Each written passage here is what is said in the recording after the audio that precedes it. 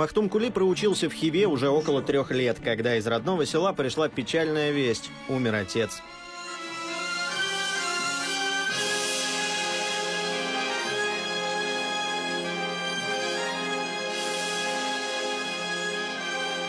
Рок возвестил кончину, жизни нить прервав отцу.